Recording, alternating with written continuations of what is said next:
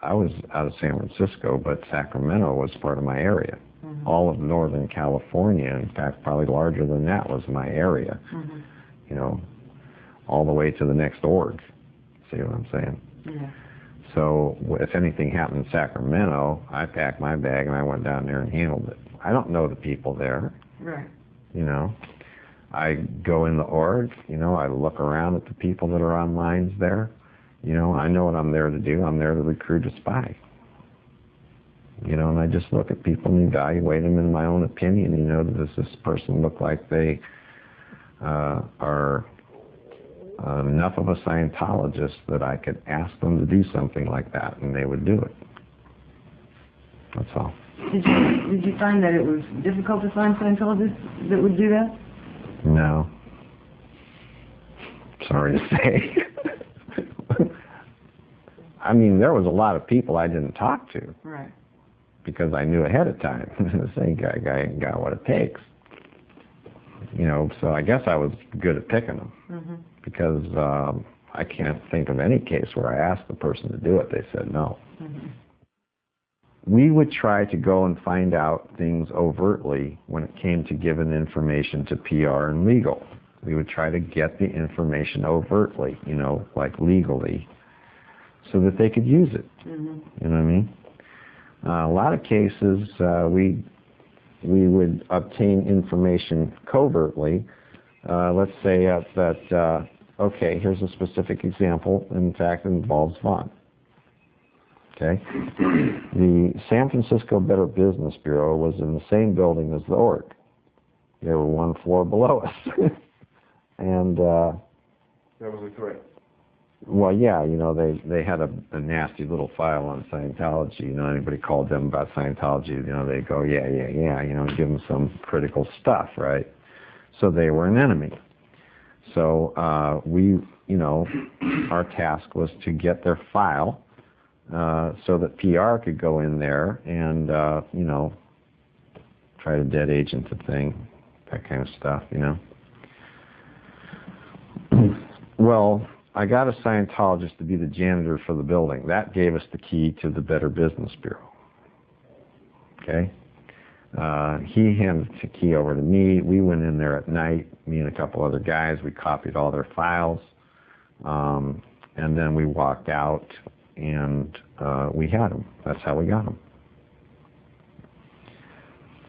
Then PR, which was Vaughn at the time, Vaughn Young, PR in San Francisco, we turned the files over to him. So we had to have some story about how did we get this.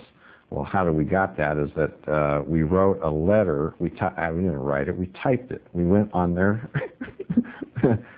We went on the BBB's own typewriters, right? Because you can track typewriters. Like fingerprints sometimes. Yeah. Right? So we didn't type it on our typewriter, we typed it on their typewriter. Why not? We're in their damn building. So we typed a little letter from,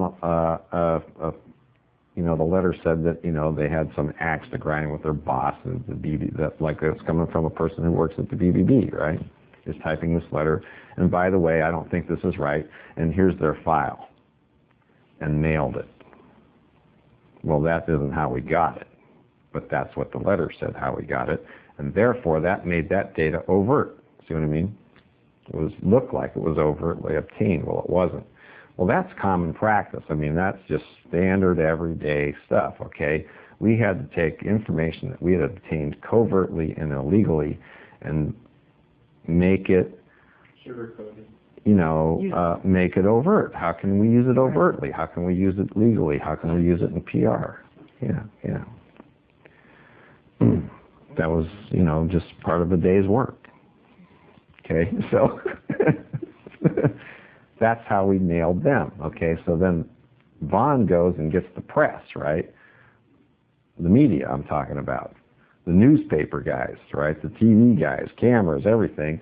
Stomps into the BBB, throws the file down. What the hell is this? You know what I mean? And then proceeds to tear them up in front of the press.